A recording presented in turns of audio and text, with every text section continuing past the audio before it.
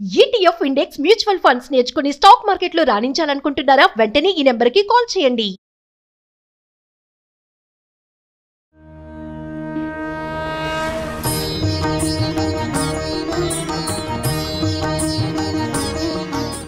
పూజా విధానాలు చేసే పద్ధతి ఒకటే కావచ్చు. కానీ ఒక్కొక్క మాసానికి ఆ పూజ చేసే విధానంలో కూడా ఒక విశిష్టత అనేది ఉంటుంది. అదేంటో తెలుసుకొని చేస్తే ఆ స్వామికి ఇంకా భక్తితో సమర్పించినట్లే లెక్క. మరి కార్తీక మాసానికి సంబంధించిన ప్రత్యేకమైన ఆ పూజా విధానాన్ని తెలుసుకుందాం. అందరికీ నమస్కారం. ఈ కార్యక్రమానికి స్వాగతం.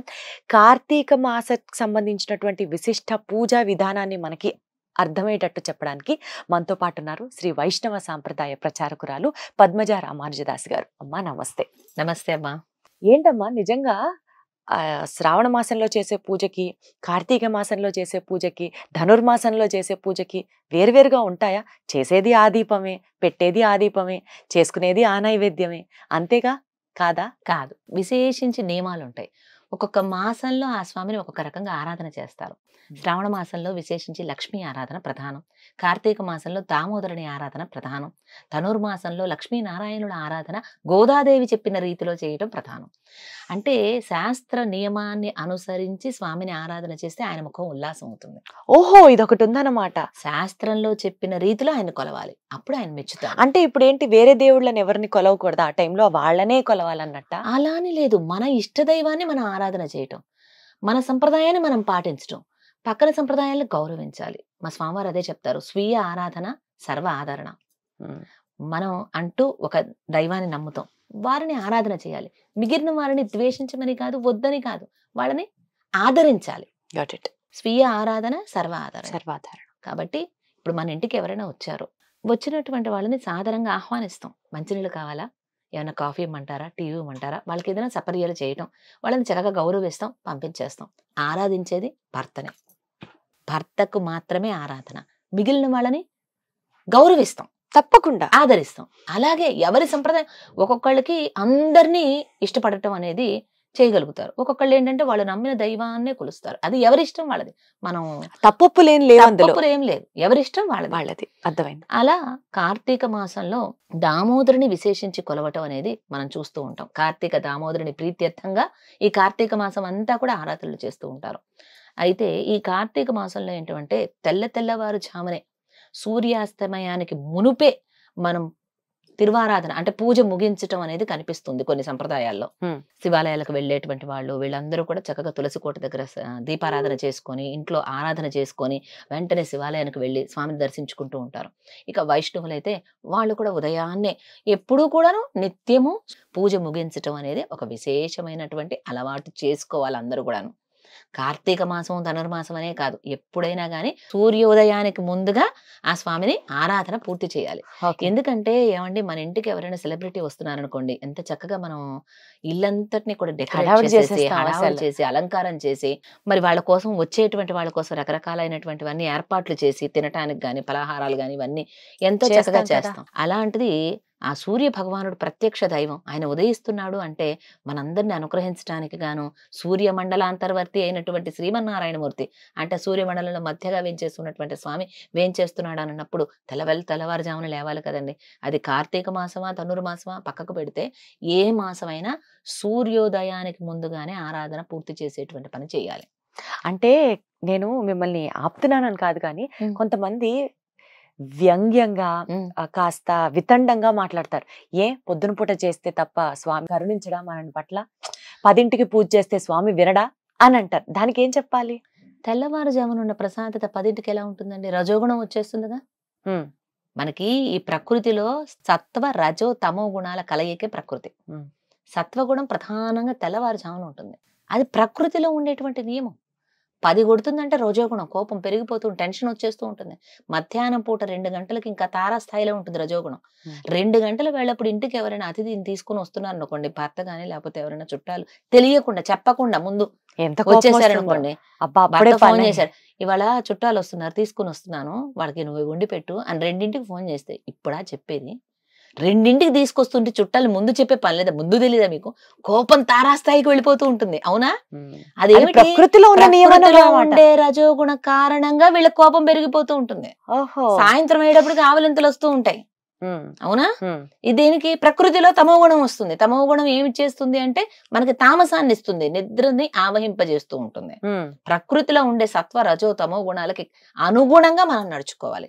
సత్వగుణం ప్రధానంగా తెల్లవారుజామున ఉంటుంది కాబట్టి కార్తీక మాసంలో తెల్లవారుజామునే చక్కగా లేచి స్నానం ఆచరించి తలారా స్నానం చేసి, కొన్ని సంప్రదాయంలో చన్నీళ్లే పోసుకోవాలి, వేడి నీళ్ళు పోసుకోకూడదు. కాకపోతే ఆరోగ్యాన్ని అనుసరించి నేటి మారుతున్న కాలమాన పరిస్థితులకు అనుగుణంగా ఈ ఉపాధి సవ్యంగా ఉంటేనే భగవద్ ఆరాధన చేయగలుగుతాం. ఒకటి గుర్తుపెట్టుకోండి, అంటే ఉపాధి అంటే శరీరం బాగుంటేనే భగవంతుని పూజ చేస్తాం.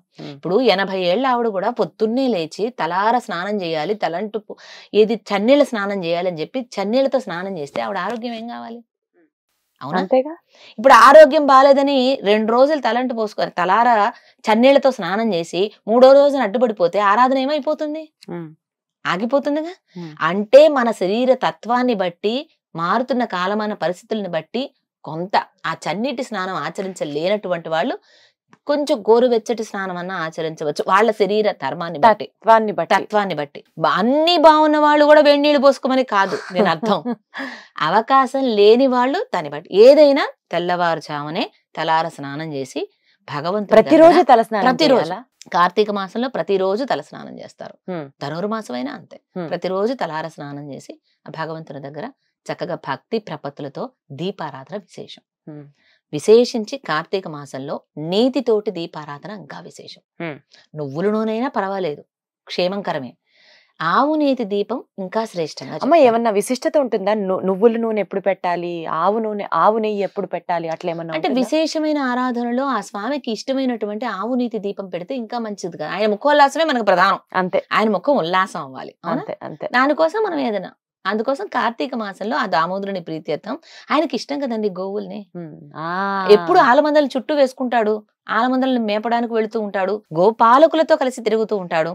ఆయనకి ఇష్టమైనటువంటిది కాబట్టి ఆ ఆవు ఇష్టమైనటువంటి పనులు మనం చెయ్యాలి. ఆవు నేతి దీపం పెట్టి పొద్దున్నే చక్కగా తులసమ్మ దగ్గర కూడా దీపారాధన చేసి, ఆ తులసిలో ఎంత విశేషం ఉంటుందంటే, అయితే మనకి ప్రకృతిలో ఉండేటువంటి చెడు వాయువుల నుంచి రక్షించేటువంటిది చక్కని వాయువుని ఇచ్చేటువంటి తులసమ్మ. అక్కడి నుంచి మనకి యాంటీ ఆక్సిడెంట్సే కావచ్చు, మనకి సైంటిఫిక్ గా చెప్పాలంటే టర్మినాలజీ మనకి రాకపోయినప్పటికీ సైంటిఫిక్ గా కూడా ఇది నిరూపితమైంది. అనేక రోగాల నివారణ తులసి. మనకి కఫ, వాత, పిత్త ఇత్యాది ఏ సంబంధాలు ఉన్నా కూడా, ఊపిరితిత్తులకు సంబంధించి ఏ సమస్య ఉన్నా కూడా తులసి దళాలు చక్కగా నములుతూ ఉంటారు చూడండి.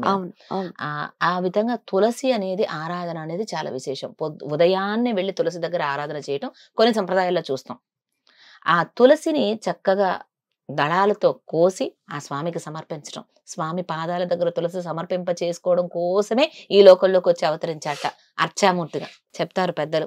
అంత విశేషంగా ఆయనకి ఏం అవసరంలా, తులసి దళం తీసుకొచ్చి ఆయన పాదాల దగ్గర పెడితే చాలు, ఆయన సంప్రీతుడు అవుతాడు, సంతోషపడతాడు. అలాగే ఆయనకి సమర్పించేటువంటి తీర్థం కానివ్వచ్చు, ప్రసాదాలు కానివ్వచ్చు, ఎందులో అయినా కానీ తులసి దళం సమర్పించడం విశేషం. అలా తులసితోటి స్వామిని ఆరాధన చేయాలి. తులసితో ఆరాధన కేవలం శ్రీమన్నారాయణమూర్తికే, అదొక విశేషం. చూడండి, మీరు గమనించండి, తులసితో ఆరాధన ఇంక వేరెవరికి చేయరు, శ్రీమన్నారాయణమూర్తికే చేస్తారు. శివుడికి పూజ చేసేటప్పుడు కూడా తులసి అంటారు కాదా? బిల్వపత్రాలు కదా, ఆ స్వామి ప్రియుడు అని అంటారు. ఆఖరికి వినాయక చవితి రోజున వినాయకుడికి కూడా ఆ ఒక్క రోజున తులసి సమర్పిస్తారు, విడి రోజుల సమర్పించడానికి అవకాశం ఉండదు. కాబట్టి ఆ సంప్రదాయం వాళ్ళు వినాయకుడికి ఆ ఒక్క రోజున తులసి సమర్పించడం మనం చూస్తూ ఉంటాం సాధారణంగా. ఆ శ్రీకృష్ణ పరమాత్మకి తులసి అంటే ప్రీతి. కేశవ ప్రియ అని ఆమెకే పేరు అనుకున్నాం కదా. అలా మన క్లేశాలన్నింటినీ పోగొట్టేటువంటి ఆ కృష్ణ పరమాత్మకి ఇష్టమైన విధంగా మనం నడుచుకుంటాం. ఆయనకి ఇష్టమైన మాసంలో, కార్తీక మాసంలో ఆ తులసి సమర్పణ, ఉదయాన్నే ఆవునేతి దీపారాధన సమర్పణ, ఉదయం వేళల్లో కానివ్వండి, సాయంత్రం వేళల్లో కానివ్వండి, మీ యొక్క వీలును అనుసరించుకొని, ఎవరెవరి వీలును అనుసరించి ఆలయానికి వెళ్ళి దీపారాధన చేయటం మరీ విశేషం. ఓకే, కార్తీక మాసంలో విష్ణువాలయాలలో కానీ శైవాలయాలలో కానీ దీపారాధన విశేషం. అది కూడా సూర్యోదయానికి ముందు, సూర్యాస్తమయం తర్వాత తర్వాత ఆ విధంగా ఆరాధన చేయటం. అది కూడా కొంతమంది మనం చూస్తూనే ఉంటాం, 365 ఒత్తులు వేస్తూ ఉంటారు. అవును. అంటే ప్రతిరోజు అవకాశం ఉండి కుదరచ్చు, కుదరకపోవచ్చు. అలాంటి వాళ్ళందరూ ఏంటంటే కార్తీక మాసంలో ఆ 365 ఒత్తులతో చేసినటువంటి కట్ట తీసుకువెళ్లి వెలిగిస్తూ ఉంటారు. అలా సంవత్సరం అంతా దీపారాధన చేసినటువంటి ఫలితం లభిస్తుందని చెప్తారు. ఒక దీప ఆరాధన ఎంత విశేషమైన ఫలితాన్ని ఇస్తుందంటే, మనం నేరుగా దీపాన్ని కూడా వెలిగించిన అవసరం లేదు. కొడగంటుతున్నటువంటి, కొండెక్కబోతున్నటువంటి దీపాన్ని, అంటే ఆరిపోబోతున్నటువంటి దీపానికి మరొక మనం ప్రజ్వలింపజేసినా కూడా, అంత నూనె వడ్డించడము, నెయ్యి వడ్డించడము ఆ దీపంలో ఉన్నదాన్ని బట్టి, అలా దాన్ని కొడగొంటుతున్నటువంటి దాన్ని కొంచెం అలా పైకి లేపినా కూడా ఎంతో విశేషమైన ఫలితం. కార్తీక మాసంలో దీపారాధనకు ఒక ప్రత్యేకమైనటువంటి ఫలితాన్ని చెప్తాయి. ఏ పురాణమైనా కానివ్వండి, శివ పురాణంలో తీసుకోండి, కార్తీక పురాణంలో, లేకపోతే ఏ సంప్రదాయంలో అయినా దీపారాధన అనేది చాలా విశేషం. మనం రోజువారీ పూజ కూడా దీప ఆరాధనతోనే ప్రారంభం చేస్తాం. చూడండి, ఏం చేసినా చేయకపోయినా ముందుగా దీపం వెలిగిస్తాం. ఆవు నెయ్యి దీపారాధన మరీ విశేషం, ఆయనకి ఇష్టం కాబట్టి. తులసి దళ సమర్పణ మరీ విశేషం. ఇలా ఉదయం సాయంత్రం ఇంట్లో దీపారాధన చేయటం, ముంగిట్లో దీపాలకు పెట్టటం. కార్తీక మాసం నెల రోజులు చేస్తారండి అందరూ కూడా. సూర్యాస్తమయం సమయానికి ఇంట్లో దీపం పెడతారు, అదే సమయంలో మరొక 2 దీపాలు గుమ్మానికి అటు ఇటు చక్కగా పెడతారు. అలాగే తులసమ్మ దగ్గర కూడా పెట్టడం మనం కొన్ని సంప్రదాయాల్లో చూస్తూ ఉంటాం. అలా తులసికి కూడా ఆరాధన చేయటం ఎంత విశేషం అండి మన సంప్రదాయం. ఒక చెట్టుకి ఆరాధన చేస్తారు. మరి ఇందాక మనం చెప్పుకున్న క్షీరసాగర మథనంలో ఆ కూర్మ అవతారంలో స్వామి అవతరించాడని, కూర్మంగాను మత్స్యంగాను స్వామిని ఎన్నో రూపాల్లో కొలుస్తాం. ప్రత్యక్ష దైవంగా సూర్య భగవానుని కొలుస్తాం. అంటే ప్రతి ఒక్క చోట అంతర్యామిగా అందరిలోనూ స్వామి వేంచేసి ఉన్నాడనేటువంటి విశేషాన్ని మనకి అవగతం చేయటం కోసంగా ఇన్ని రకాలుగా ఈ పండుగలు కానివ్వండి, విశేషమైనటువంటి ఆరాధనలు కానివ్వండి మనకి ఏర్పాటు చేసింది పెద్దలు. ఎందుకు అంటే అంతటా స్వామి వేంచేసి ఉన్నాడు.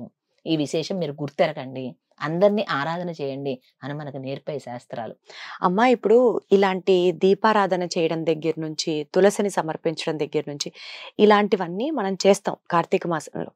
అట్లా కాకుండా ఇవి చేస్తూ ఆ స్వామికి మన మనసులో ఉన్న ఆ భావాన్నో కోరికనో ఏదైనా చెప్పుకోవడానికి అందరూ ఈ పలానా శ్లోకం చెప్పుకుంటే ఆ స్వామి మనల్ని వింటాడు. మొన్న పాసురాలకు సంబంధించి మిమ్మల్ని కలిసినప్పుడు మీరు ఒక మాట అన్నారు, స్వామిని ఈ విధంగా గనక కీర్తిస్తే మనల్ని ఇంకా బాగా వింటాడు అని మీరు ఒక మాట చెప్పారు. సో అందరికీ అర్థమయ్యేటట్టు, అందరికి నోరు తిరిగేటట్టు ఏమన్నా ఒక చిన్న పద్యం గాని లేకపోతే శ్లోకం గాని ఈ దీపం పెట్టుకునేటప్పుడు ఇలా ఇలా ఒక పద్యం చెప్పుకొని ఆ స్వామిని దండం పెట్టుకుంటే మన కోరికలు తీరుతాయి, అట్లా ఏమన్నా ఉంటాయా? అది ఎవరెవరి సంప్రదాయాన్ని బట్టి ఉంటాయి. అయితే ఆ సంప్రదాయాన్ని అనుసరించి చేయటం కూడా కొంతమందికి అంటే అర్హతను బట్టి కూడా ఉంటాయి. ఇప్పుడు శ్లోకాలు కానివ్వండి, స్తోత్రాలు కానీ, ఇవన్నీ కూడా ఏమిటంటే మనం ఆచార్యుల వారి దగ్గర నుంచి పొందాలి. మంత్రాలు కానివ్వండి, విశేషించి మంత్రాలు బీజాక్షరాలతో కూడి ఉంటాయి. అలా కాదు ఎవరైనా చేసుకోవచ్చు అనేటువంటివి. అందరికీ శ్లోకాలు నోరు తిరగవు కదండి. దీపం పెట్టేటప్పుడు ఏం చెప్పుకోవాలి అది మీరు ప్రధానంగా. దీపం పెట్టుకునేటప్పుడు కార్తీక దామోదరుని ప్రీత్యర్థం అని మనసులో అనుకోని, అంటే కార్తీక దామోదరుని కోసం అని చెప్పి ఆ దీపం వెలిగించడం ఏ సంప్రదాయంలోనూ జరుగుతుంది కదా. అలా ఓం కార్తీక దామోదరాయ నమః అంటూ ఆ ఓము నమః 2 జత చేసామంటే ఒక మంత్రం అయిపోతుంది. ఓం కార్తీక దామోదరాయ నమః అంటూ చక్కగా మనం దీపం సమర్పించామంటే ఆ దీపం వెలిగించుకుంటూ ఆ దామోదరుని ప్రీత్యర్థం చాలు. మనం ఏ శ్లోకాలు కూడా రానవసరం లేదు. పెద్దలు మనకు చెప్తారు, దీపం జ్యోతి పరబ్రహ్మ దీపం జ్యోతి పరాయణం దీపేన హరతే పాపం సంధ్యాదీప నమోస్తుతే అంటారు. అలా సంధ్యాదీపానికి నమస్కారం చేస్తూ, దీపానికి నమస్కారం చేస్తూ, ఇలా దీపానికి నమస్కారం చేస్తూ మనం ఈ శ్లోకం చేయించుకోవచ్చు. అలా ఇలా చేసి ఆ స్వామిని గనక మనం పూజిస్తే తప్పకుండా మనల్ని కరుణిస్తాడు, అనుగ్రహిస్తాడు అన్నది భక్తుల నమ్మకం. ఏ శ్లోకాలు రాకపోయినా కార్తీక దామోదర నీ కోసం అని చెప్పి దీపం పెడుతున్నాను. అందరికి మంత్రాలు రావు కదండి పాపం. కరెక్ట్. చదువు రాకపోవచ్చు, మీరు స్క్రోలింగ్ వేసినా అది చదువుకొని రావాలంటే చేయాలంటే వాళ్ళకి తెలియకపోవచ్చు. కాబట్టి ఓం కార్తీక దామోదరాయ నమః అంతే చాలు. ఓం కార్తీక దామోదరాయ నమః అంటూ కార్తీక మాసంలో దామోదర నీ ప్రీతి కోసమని ఈ దీపం పెడుతున్నానయ్యా, అందరినీ చల్లగా చూడు, నువ్వు బాగుండు, అంతే చాలు, ఇంకేం అవసరం లేదు ఏం కోరికలు. అవసరం లేదు, ఈజీ దేవుడిని రీచ్ అవ్వడం. చాలా సులభంగా వేయించేశాడు ఆయన అచ్చామూర్తిగా మన మధ్య. అలాంటి స్వామిని మనం ఎంత భక్తితో చేస్తామో పూజ అనేది ప్రధానంగా చూస్తాడు. ఇది అద్భుతం అమ్మా, ధన్యవాదాలు. ఇలా కార్తీక మాసంలో అందరూ కూడా భక్తి ప్రపత్తులతో దామోదరుని ఆరాధన చేయాలని ఈ సందర్భంగా అందరినీ కోరుకుంటూ జై ధన్యవాదాలు. శ్రీమన్నారాయణ. జై శ్రీమన్నారాయణ.